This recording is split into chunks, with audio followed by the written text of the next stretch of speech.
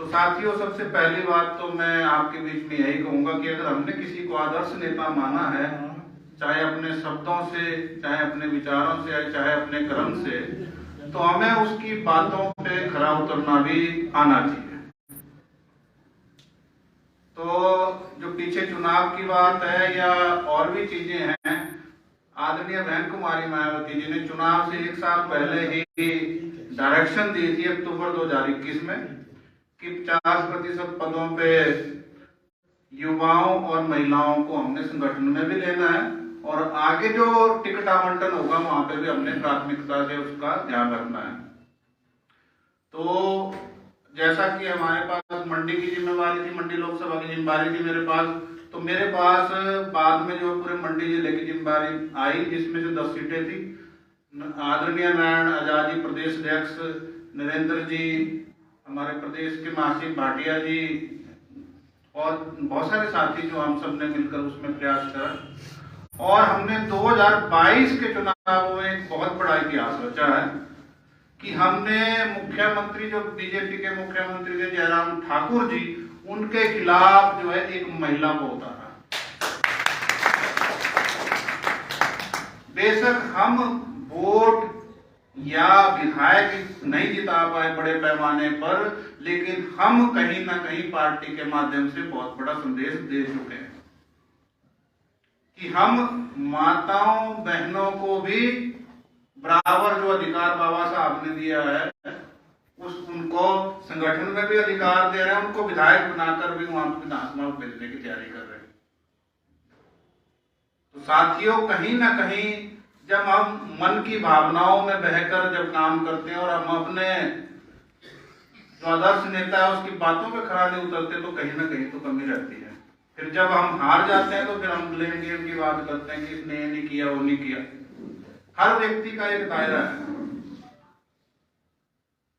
कमियां बहुत सारी रही है, बहुत सारे क्षेत्रों में रही है। आरटीआई के माध्यम से हमने जो है बहुत सारी इंफॉर्मेशन हिमाचल प्रदेश के बजट से रिलेटेड मंगानी थी, बहुत सारी चीजों को हमने आइडेंटिफाई करना था, इलेक्शन के दौरान उनको हमने रखना था। लेकिन कहीं जब हम आरटीआई के माध्यम से कुछ प्रोग्रेस करने लगे तो कहीं रोका गया, कहीं कुछ हुआ, बहुत सारी बातें हुई। तो हमें, और एक बात और मैं कहना चाहता हूं कि लगभग 8 प्रदेशों में मैंने बीएसपी को आगे बढ़ते हुए देखा है। मैं नहीं कहूंगा कि मैं बड़े पैमाने पे जुड़ा था, लेकिन कहीं जॉब करी, कहीं चले गए, कुछ करा। और 2017 के इलेक्शन में भी मैं अपने आप को सौभाग्यशाली मानता हूं कि 17 दिन मेरे को सहारनपुर की बेहट विधानसभा और सहारनपुर देहात विधानसभा में, जहां पे बहन जी ने पहली बार चुनाव लड़ा था विधानसभा का, रोड़ा सीट है, वहां पे 17 दिन मेरे को काम करने का मौका मिला था। तो मैंने बहुत नजदीक से देखा हुआ है कि बहन जी ने क्या काम किया। बेहट विधानसभा में जब एक दिन हम जा रहे थे किसी गांव में, तो वो सड़क से लगभग 2-2.5 किलोमीटर बाहर था गांव, कच्ची सी सड़क थी, वहां चले गए।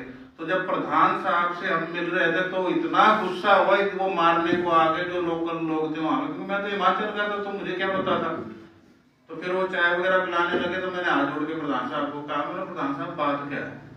बोले भाई साहब आप कहाँ के हो? मैं तो हिमाचल से हूँ, लेकिन ये है कि थोड़ी मदद करने आया हूँ, और भी साथियां हैं।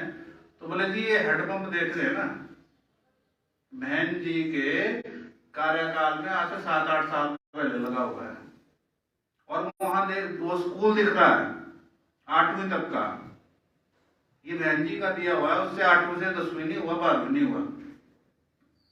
तो ये जो गांव है, मैं ये नहीं कह रहा 100% बहन जी के साथ है, पर 99% वोट यहाँ के बहन जी के साथ में है।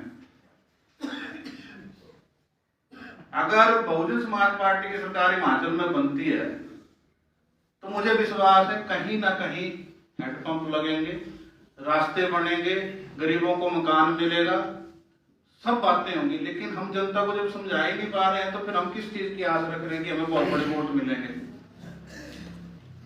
तो साथियों, मेरा आपसे निवेदन है कि आगे भी चुनाव आएंगे, क्योंकि किसान की एक फसल खराब हो जाती है तो दूसरी फसल की तैयारी करता है।